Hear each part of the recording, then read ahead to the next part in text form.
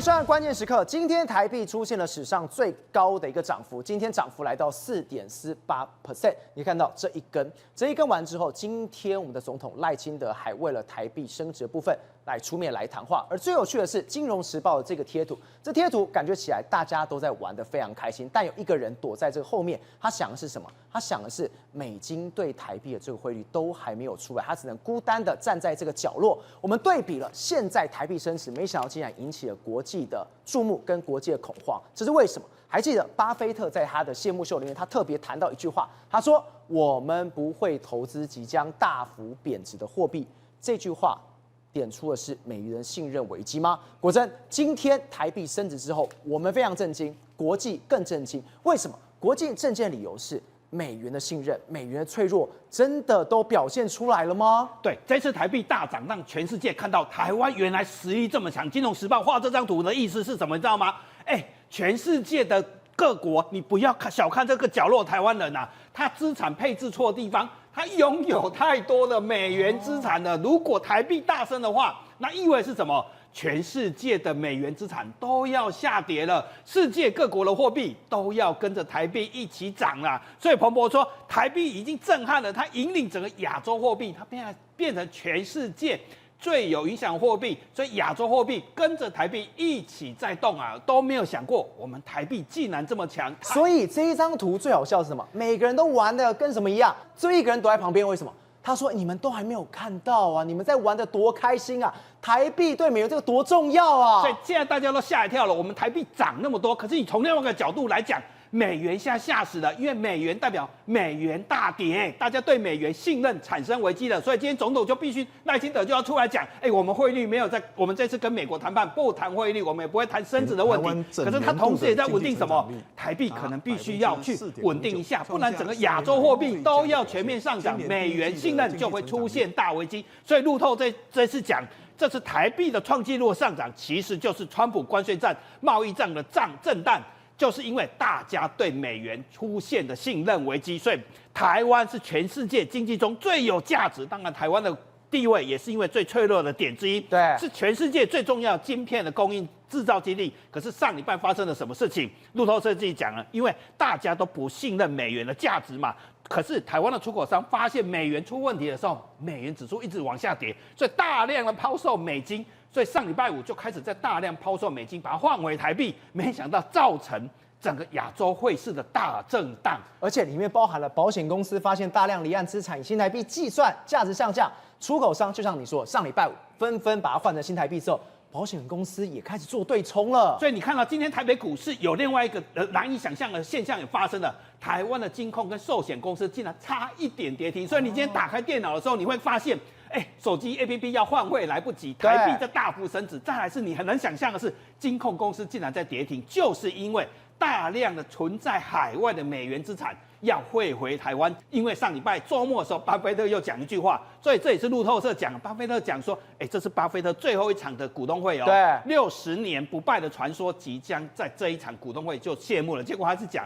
川普这场关税战是错误的，我们不应该拿关税来打这场战争，我们应该理性好好跟各国沟通。对，所以他相信美元这个资产是会一直跌下去的啊！他宁可把钱，他觉得他看好日币，可能日币长期投资是更有价值的。对，所以他看好是亚洲的货币，结果这一把又更加深了什么？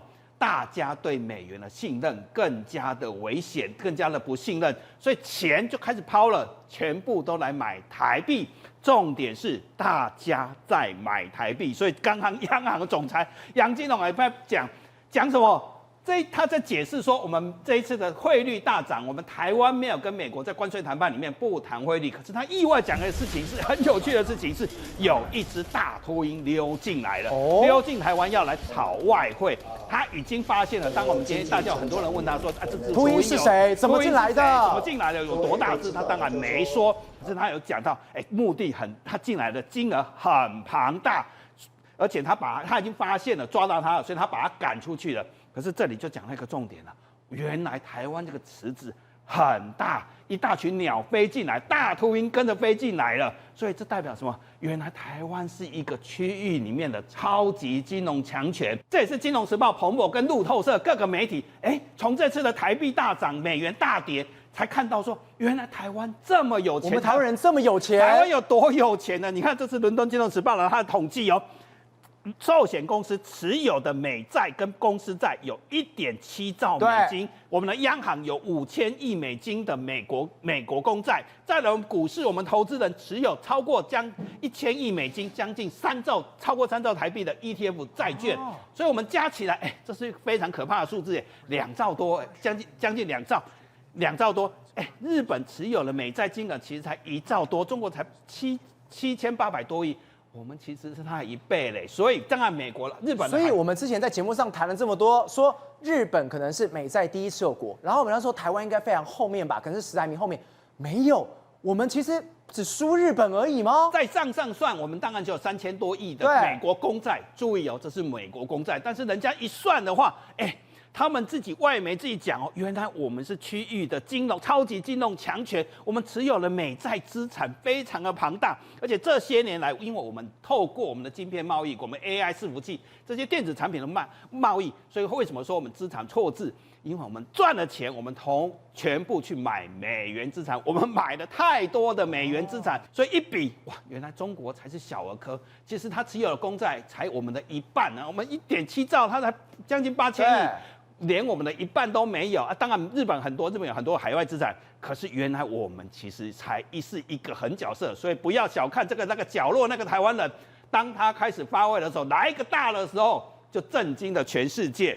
好，震惊全世界之后，也吓坏了。其实今天最担心的是什么？其实应该是美国人，因为美元指数今天晚上一开，不知道要跌多少了，因为大家对美元更加不信任，因为台币在领头涨嘛，所以今天就发生一个很有趣的现象。你今天一早发现台币大涨的时候，你赶紧要来抢外汇、抢美金，或者是想要换成日币的时候，你才发现台湾人钱竟然多到排队结汇，银行的 APP 打不开，像国泰金控5分钟，中国信托干脆断线，而且还有什么？目前线上人数已达上限99993，到底多少人在动？短15分钟，我们台币涨一块钱以上，成交金额超过1000亿。要不是这些系统都宕机，我们今天恐怕是史诗级的大涨，因为很多的人根本就换不了外汇嘛，所以也因为这样。外汇今天还没有台币没有涨更高破纪录，因为钱没有办法换嘛。但是今天几乎所有的出口业者，包括我的朋友，都在脸书开始问候很多祖奶奶、爸爸妈妈，他们气炸了，你在升值，所以他们都是在脸书直接讲出来，所以打电话去骂央行。所以今天杨金龙为什么出来？你臭骂一顿啊！杨金龙你在干什么？今天真的把央行的电话全部打爆了，因为今天台币实在涨得太凶了。可是从另外的角度可以看，台湾的经济实力这么强，我们的钱竟然这么多。同一个角度啊，你也看美国今天有没有吓傻了？美元暴跌，美元也不断来抛售，所以为什么会发生这件事情？也看到台湾经济实力有多强。当然，我们的出口业者可能会非常惨，因为我来这张表就可以看出来，今天发生了什么事情。包括我们进口业者，其实股价都大涨。这个福寿是买饲料的，这个大成是买鸡肉的，股价全部大涨，代表什么？台湾真的太强了，你的进口实力会越来越强。可是同样一件事情，也是今天把央行杨金龙电话打爆的是，我们的出口只要我们汇率涨，我们的出口金额就会往下掉。我这里比较的是，我们跟日本汇率下跌的时候，我们台币上涨的时候，就会出现日本的经济成长，出口大幅成长，我们的出口大幅下降。如果我们台币自己涨的话，那未来我们的出口业者会非常的惨。虽然我们是区域的经济超级强权，但是台币如果持续上涨，对我们的出口其实是非常不利的，所以这会造成是整个亚洲货币接下来就会发生什么状况？是大家都会不信任美元。大家如果不信任美元，日元、韩元跟台湾台币，甚至到新加坡这些各国的亚洲货币，都已经因为台币的大幅上涨，跟着在往上涨了。那这就是大家担心的事情是，总统必须出来说，我们没有一定要台币大幅上涨，我们没有要谈汇率问题。所以我们必须要稳定汇率来稳住亚洲货币，让美元的指数不要继续往下跌。是的，现在目前各个国家都是有升值的情况，包括日本、包括台湾等等。唯一一个做反向的就是中国的人民币，他们不断是在贬值，但是他们现在要遇到状况了吗？因为这个人非常关键，叫做贝森特。我们过去讲索罗斯有狙击过英镑，而现在他们要狙的是人民币吗？而这么巧合，贝森特都在里面有角色吗？对，没错。我们按这一次来说啊，主张贸易谈判呢，最重要，目前为止主导就是贝森特。那贝森特来说的话，当然他有非常多，因为他跟华尔街的关系也非常好。那尤其是大家都看到说，这一次来说的话，他到底他的任务是什么？难道他只要谈好这个对中国的贸易谈判，或者跟全世界的贸易谈判吗？那结果大家都开始挖掘，说我们他事实上他之前不是说他是跟这个索罗斯嘛，他是索罗斯非常重要的助手吗？好，那现在大家才赫然发现说，这个时候这是很年轻的贝森特，我刚想说我还认不太出来，现在变这样，然后他以前年轻的时候就跟索罗斯一起合作过，对，没错。那索罗斯我们知道说他是金融大鳄嘛，他曾经狙击过这个英镑，然后在1997年的时候也狙击这个泰国泰铢等等，然后引爆所谓的这个亚洲金融风暴。好，那当初的这个贝森特当时是在索罗斯的麾下工作，那当时就是说这个索罗斯好像一直对这个英镑啊，他觉得说不太可能会撑得这么住。好，我先跟他讲，他为什么要狙击英镑？当时的英镑跟欧元之间呢，它是有个连结，就是说我们多少的交换区间，简单来说就是几乎固定在这个数字。但是呢，当时的这个英国的经济比较差，那欧洲经济比较好。那你这样硬是连结在一起的话，他认为说英国根本撑不住，英国的实际汇率应该要贬值的，所以他当时就大量的做空这个英镑。那大量做空英镑的时候，当时英国呢也想要维持汇率，因为你空嘛，对不对？那英国就要多嘛，所以等于是说丢出非常大量的英镑来对冲你的这个空头。所以当时的英镑呢，大概英国政府大概动用了10亿左右的英镑。后来他因为口袋没那么多钱嘛，没那么多钱之后，最后呢就战输之后就要放手让英镑贬值，然后英镑贬值一口气来说的话，他就这个索罗斯的公司就赚了10亿美金左右。那因为呢贬值，我压住空头嘛，那贬值之后呢，我就赚了非常多钱。有了这1亿来说的话，让整个索罗斯在国际上面来说声名大噪，就说原来索罗斯你这么会这个所谓放空。好，那结果人家现在才知道说，原来贝森特在后面来说的话，他就是主导者。或者说他是幕后的这个引武者，30几岁的贝森特就有能力可以狙击英镑了，所以看起来的话，他就变成是现阶段美国最重要的这个经济主导者。好，那经济主导者，那他到底想要干什么呢？我跟他讲，这美元走弱来说啊，是不是一个很意外？是一点也不意外。为什么？因为川普他本来就希望说美元，他嘴巴说我们要维持美元的强势，但是你有没有注意到，他一直要什么？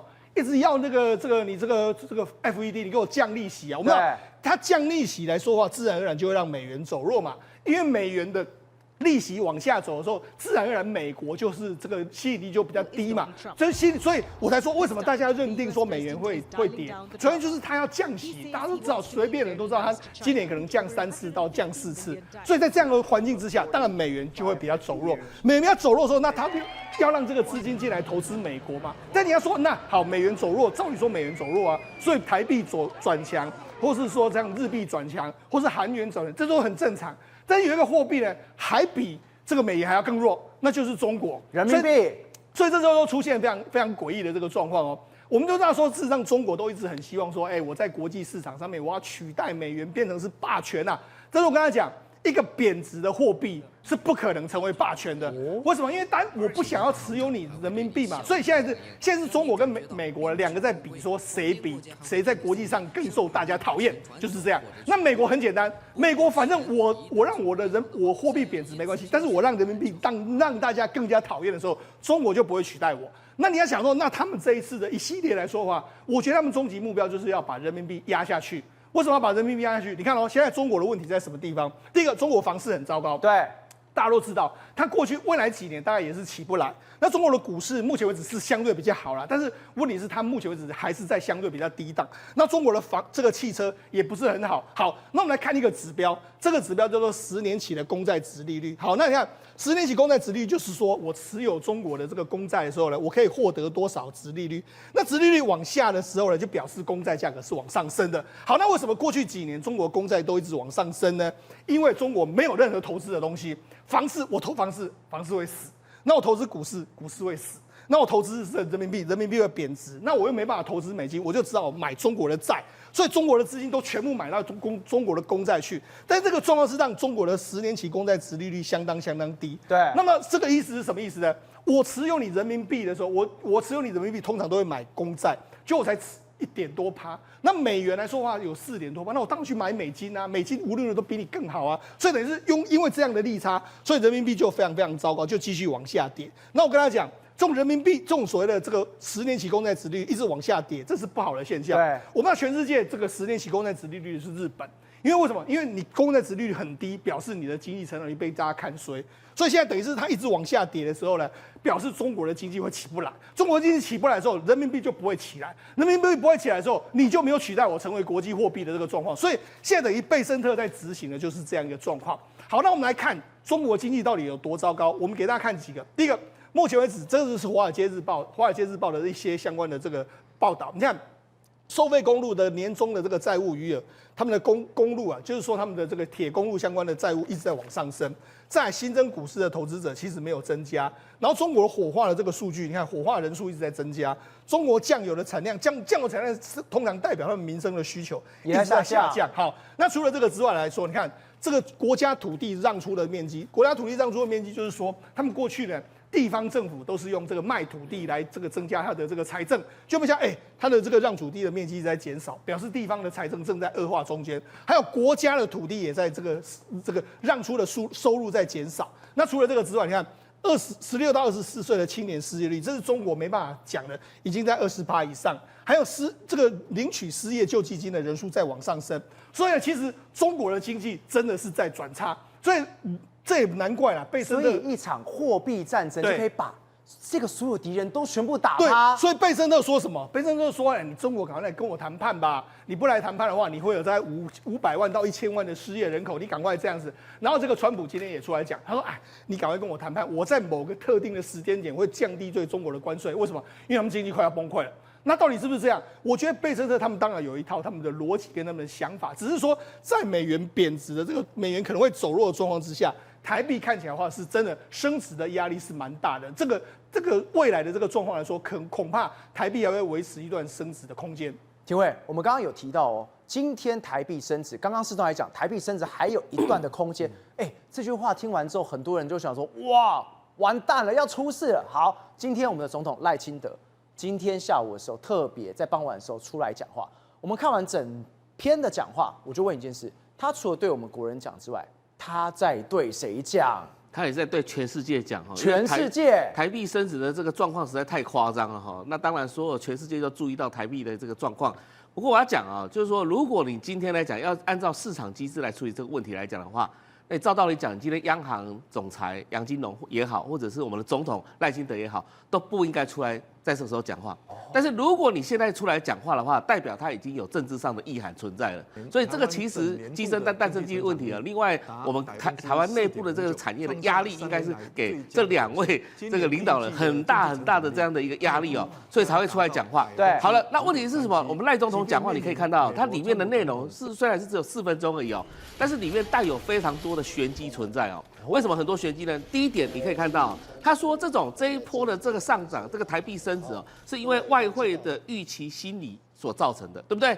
好了，那他外汇的预期心理的概念是什么？他后面提到了，就是因为台湾的经济状况不错，那你不是代表告诉大家说，那台币就是会继续升值吗？里面有提到说，我们谈判没有谈到所谓外汇，当然没有错。赖总统也提到，我们现在只是针对贸易关税来进行谈判，对不对？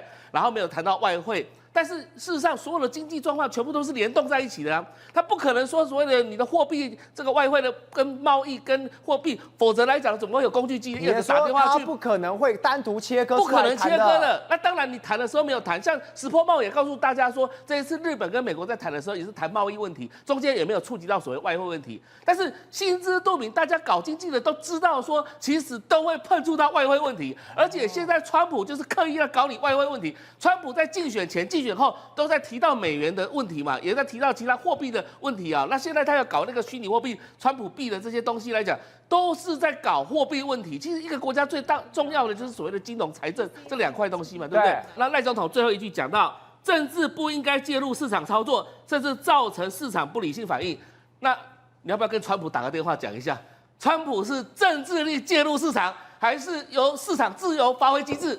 大家明眼人都看得清楚嘛，他是典型的就是川普政治力介入嘛，所以才造成现在一波波的包含关税、包含汇率，整个货币的全部都动起来了嘛。对，所以我们可以看到，其实我们团队要赶快，因为照赖总统这种讲法，这一定是幕僚写给他的。赖总统是照着前面的字幕在念这些答案的。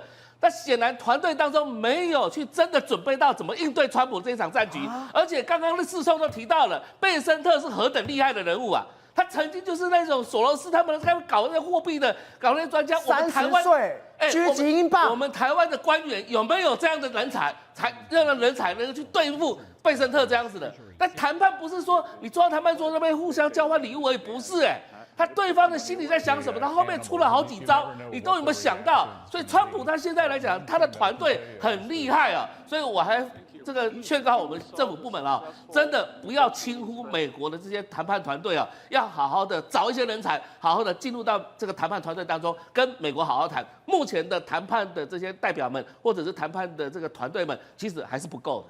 宇轩，现在习近平是不是真的已经焦头烂额了？从贸易战到我们刚刚讲这一场关税战，习近平已经不知道该怎么做了。我没有人用，我也不知道怎么办。照很多人都在讲说，奇怪的，中国公安部的部长王小洪这时候派到美国去，是不是针对芬太尼的问题，习近平呢要准备向川普跪了？但事实上，你如果了解他们针对芬太尼这个谈判的脉络，长期以来有没有在谈？有，它是持续性的，一直不断的在进程。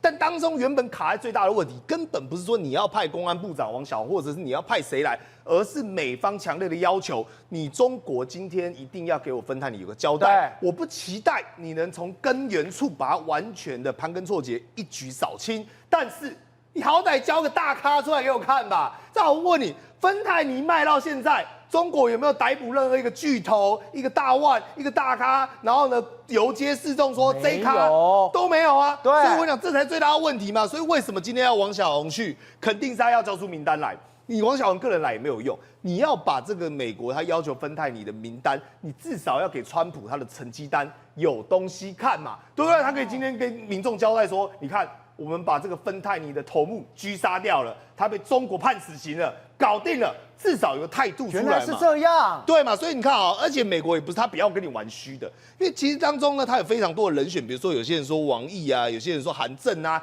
但我们讲美国只要一个人，这个人叫谁？就是我们讲正国级的蔡奇。那为什么坚持一定要蔡奇去？其实我跟你讲，他也在同步与你谈判的同时，去测试你中国现在内部权力动荡的一个程度。什么意思？他今天当然他想知道说你习近平现在不稳，而且内部可能军权旁落，甚至有人呢不断在挑战你。而我就在等着看，因为蔡奇毕竟是你的左青龙右白虎，是你的二把手，非常重要。你今天如果有办法去派蔡奇这个人来的话，我们才有办法确保说你今天川普说话算话，否则你今天跟我们美国谈的这些承诺，你找一些边边角角、鸡零带角的人说话又不一定算数，你搞不好还得面对到国内的挑战跟质疑。可是这一次就是派个王小洪啊。对啊，干嘛？王小洪是解决芬太尼这个小问题嘛？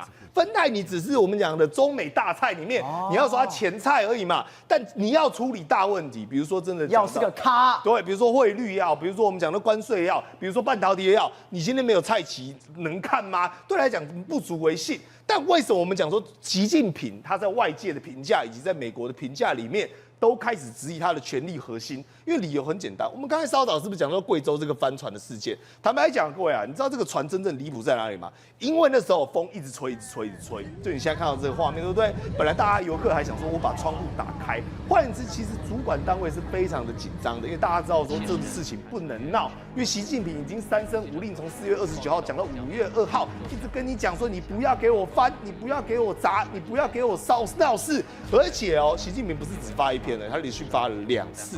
第一次就跟你讲说这个游艇的意外要全力救治，而第二次呢要克服麻痹思想，进一步呢实施各方责任，聚焦旅游景点、大型公共场所，坚决遏制重大公安事件呢多发牢头。什么意思？所以代表习近平他是说你不要再给我出这种事情了。这种事情是他当前现在最重要的一件事情。各位，一叶知秋，见微知著。你不要以为说习近平无聊跑去管这种小事情，而且他最怕的就是这一句特大的、重大的这种安全事故多发事。我说1件、2件、3件、4件，我真的压不住了。大家开始会挑战、会质疑的是不是？这是一种反抗的开始，这是一种运动开始，对于习近平权力核心直接的开始嘛。比如说，我们就讲刚刚是不是讲到有一台黑车直接往公车站这边撞过去，对不对？然后造成了这个我们讲一堆人不幸的过世。但各位啊，无独有偶，你如果说这只是偶来一起就算了，你想想看哦，这个是另外一个地方，这个地方呢在福建。结果我没想到过马路的时候人群是不是特别多？哦，你看到有人走路，有人骑脚踏车，结果你们看到后面突然冒出烟来，嘣的一声。然后你看，再看一次哦，直接这样撞上去，对，代表说呢，他在红灯的时候看到行人全部聚集在一起，刻意的踩油门去把它撞上去。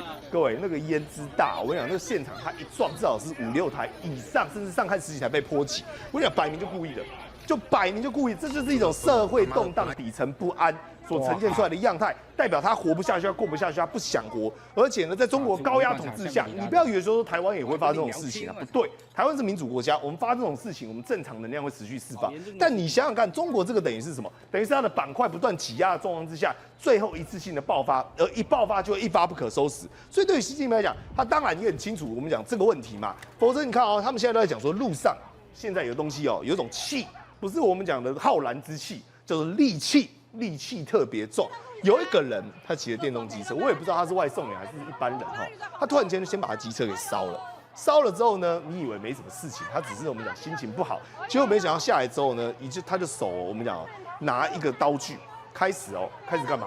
见人就捅，一直捅，无差别式的疯狂乱捅，随机式的。对，所以你看哦，其实还有我们讲保安跟有些人上前要围住他，但是你只要过去，对不对？你一靠近他，因为他那个刀非常小，他就往你身上就不断的钻。那最后呢，原本人家要逮捕他了嘛，对不对？后来才发现他根本死意坚决，什么意思？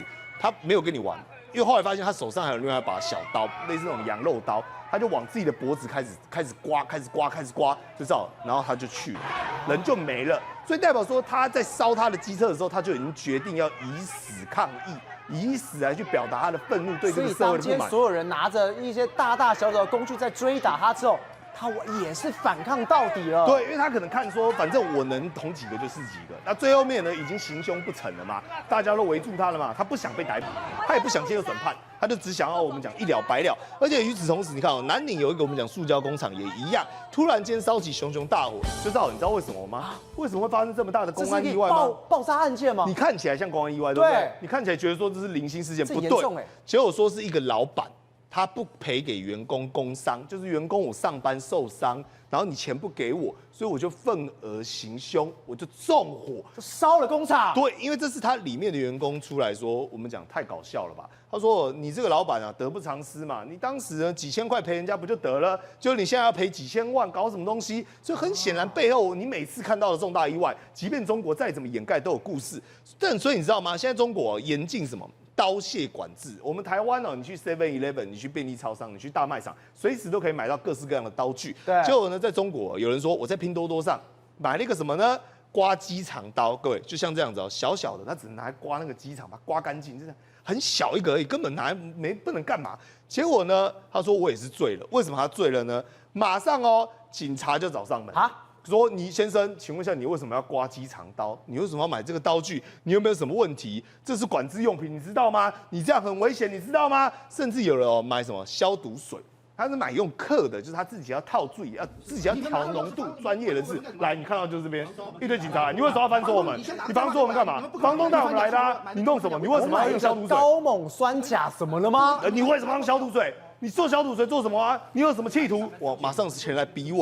所以他们现在来讲，中国现在所有人的神经都已经紧绷到一个极致。什么意思？你今天拿一个奶油餐刀，他都我们讲的杯弓蛇影。你今天买一个消毒水，他都怀疑你要做什么事情。你今天可能想要去野外烤个肉，买个木炭，到时候也会出大事。所以对于习近平现在来讲，所有的人民越高压监控状况之下，反弹越大的状况之下，他反而继续这样的恶性循环，导致他的权力核心越来越动荡。瑞德，我们刚好提到，现在习近平的压力真的是非常大，外部有美国压力，内部有这种大家这种有戾气或者是冲撞这个事件。而现在对于习近平来说，他一定要去攻台的这个决心，攻台的准备，现在一要被毁灭嘛？你看到我们台湾向美国购买的岸置鱼叉飞弹，现在已经要来了吗？首批的5辆飞弹车要抵达台湾了吗？没有错。那么在讲这个岸置鱼叉飞弹的时候呢，那么先跟各位报告，我们的国防部呢，事实上呢，军备局啊，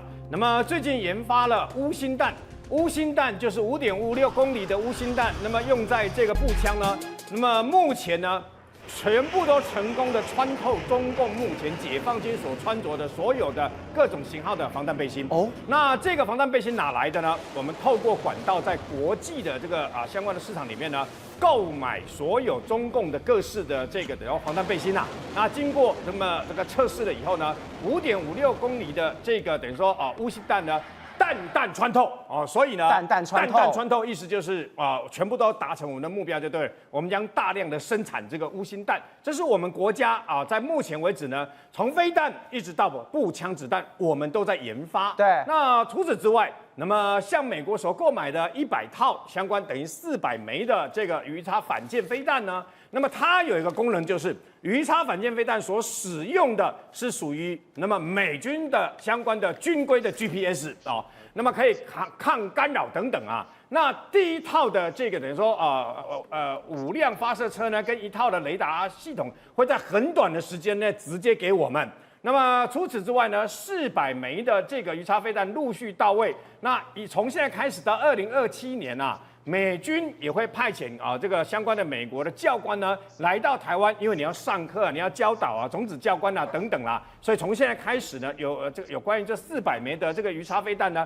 陆续来到了台湾。那么有人曾经问过说，奇怪，我们不是有雄2飞弹吗？有雄3飞弹吗？那为什么又要买这个跟美军这个等于说他们所出售的这个好像是跟我们雄2差不多的鱼叉飞弹呢？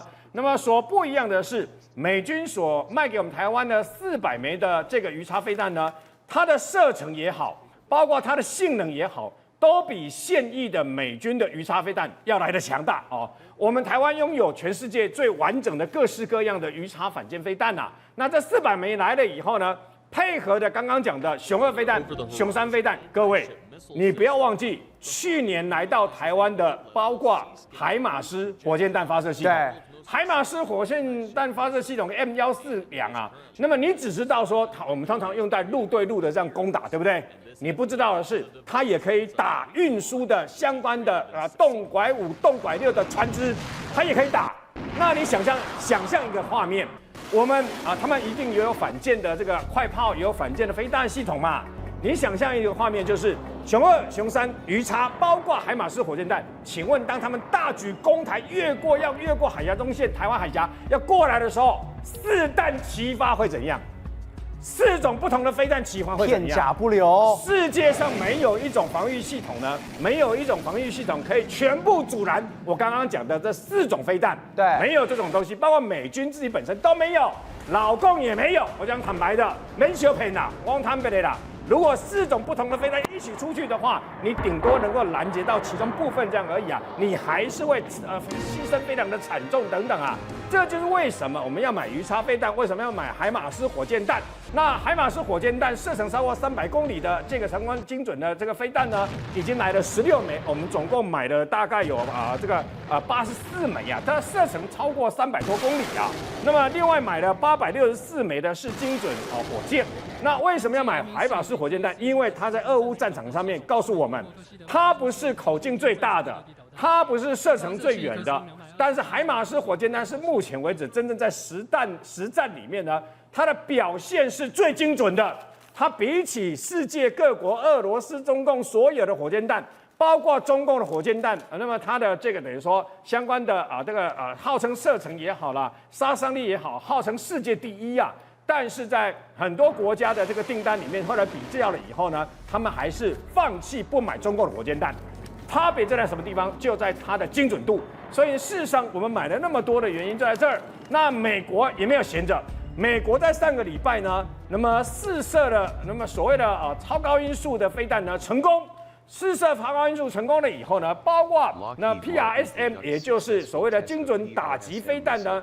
它还会配我们常讲的胶囊无人机，还有斧头迷你的这个智慧炸弹啊，以后他们成为一组，那么搭配的一组，而且这个所谓的 PRSM 呢，精准打击飞弹，直接可以用这个我刚刚说的海马斯火箭弹的 M142呢，直接发射，什么意思啊？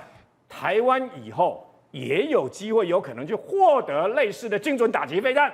所以呢，事实上呢，我们买的海马斯表面上买的是一套，对事实上是源源不断的买。美军现在就用这样的所以我们一个方式，现在台湾是完全打包都有了。发射的载具是一模一样的。对我的飞弹不一样，但是我发射的载具是一样。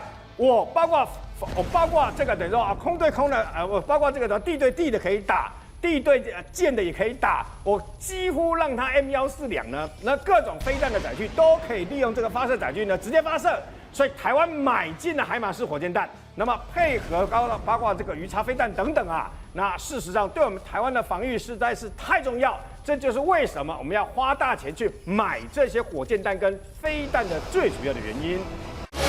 宏观取材，厘清真相，犀利精准，深入剖析，时刻掌握关键，新闻时事不漏接。